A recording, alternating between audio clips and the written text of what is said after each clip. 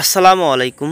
আপনারা থাম্বনেল থেকেই বুঝতে পারছেন আজকে আমি কোন বিষয়ে আলোচনা করব। তবু বলে আজকে আমি আলোচনা করব যে 2024 ব্যাচে যারা এসএসসি পাস করছেন তাদের বিষয়ে আজকে আলোচনা করব। এখানে দেখতে বলা হয়েছে যে এখানে 2024 ব্যাচে যারা এসএসসি পাস করছেন তাদের জন্য উপবৃত্তি সহায়তা প্রদান করবেন ডাচ বাংলা ব্যাংক লিমিটেড, সে বিষয়ে আলোচনা করব। তবে সম্পূর্ণ ভিডিও নিয়ে আলোচনা করার পরে আপনার কাছে একটা রিকোয়েস্ট থাকবে যে আপনারা আমার চ্যানেল অবশ্যই আমার চ্যানেলটি সাবস্ক্রাইব করে রাখবেন এবং সাবস্ক্রাইব করে বেল বাটন প্রেস করবেন যাতে পরবর্তী কোনো নতুন ভিডিও শুরু হবে আপনার কাছে নোটিফিকেশন চলে যায়। আসুন মূল ভিডিওতে যাওয়া যাক। সেগুলো হচ্ছে প্রথম দেখতে বলা হয়েছে সেগুলো হচ্ছে এখানে দেখতে বলা হয়েছে ডাচ বাংলা ব্যাংক এর শিক্ষাবৃত্তি কর্মসূচির আওতায় দেশের বিভিন্ন শিক্ষা প্রতিষ্ঠানের উচ্চ মাধ্যমিক সংরক্ষক এবং সংস্থাকর পর্যায়ে অধ্যয়নরত মেধাবী এবং আর্থিকভাবে অসচ্ছল ছাত্রছাত্রীদেরকে বৃত্তি প্রদান করা আসছে। এই ধারাবাহিকতায় 2024 সালে যারা এসএসসি বা সমান পরীক্ষায় উত্তীর্ণ মেধাবী শিক্ষা ক্ষেত্রে আর্থিক সহায়তা প্রত্যাশী নিম্নবর্ণিত যোগ্যতা সম্পূর্ণ ছাত্রছাত্রীদের কাছ থেকে অনলাইনে বৃত্তির জন্য দরখাস্ত আহ্বান করা যাচ্ছে। এখানে বলা হয়েছে যে এখানে যারা দরিদ্র মেধাবী শিক্ষার্থী তারা এখানে আবেদন করতে পারবেন। এখানে আবেদন করার জন্য বৃত্তির জন্য আবেদনের যোগ্যতা সেগুলো হলো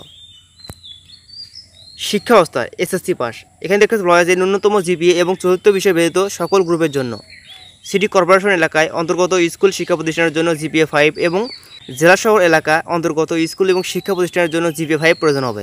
এবং তারপরে বলা হয়েছে যে গ্রামীণ অনগ্রস এলাকা অঞ্চলের জন্য অন্তর্গত স্কুল শিক্ষা প্রতিষ্ঠানের জন্য জিপিএ প্রদান হবে 4.83 হলে এখানে আবেদন করা যাবে। এবং দেখতে বলা হয়েছে বৃত্তির পরিমাণ এবং সময়কাল সেগুলো হলো এখানে শিক্ষার স্তর এইচএসসি পাস করলে এখানে বৃত্তি প্রদান করা হবে। এখানে দেখছেন সময়কাল দেওয়া আছে 2 বছর আপনাকে উপবৃত্তি দেওয়া হবে। কেন তারপরে বলা হয়েছে আবেদন করার জন্য মাসিক বেতন বা মাসিক টাকা, এখানে মাসিক বেতন দেওয়া হবে 2500 টাকা এবং পাঠ্যক্রমের জন্য দেখতে পাচ্ছেন 2500 টাকা এবং পোশাক পরিচ্ছদের জন্য 1000 টাকা মোট দেখতে পাচ্ছেন এখানে 6000 টাকা প্রদান করা হবে প্রতি মাসে।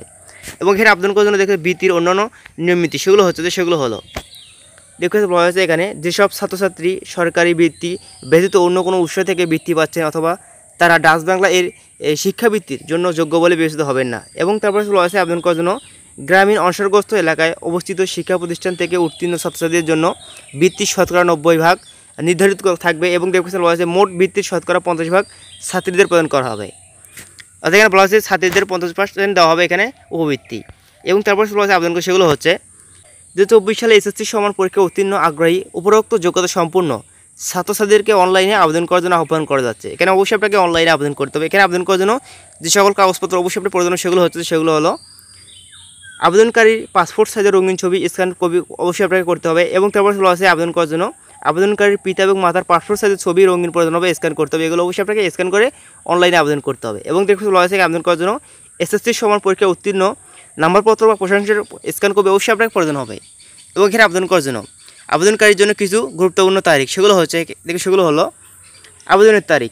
এখানে আবেদন শুরু হবে দেখতে পাচ্ছেন দেওয়া আছে 14 মে 2024 সাল থেকে এখানে অনলাইনে আবেদন শুরু হবে। আবেদনের শেষ তারিখ সেটি হচ্ছে 8 জুন 2024 সাল পর্যন্ত এখানে অনলাইনে আবেদন শেষ হবে। এবং এখানে আবেদন করার জন্য ওয়েবসাইটের মাধ্যমে প্রাথমিকভাবে বাছাইকৃত প্রার্থীদের তালিকা প্রকাশ করা হবে 12 জুন 2024 সাল খ্রিস্টাব্দে।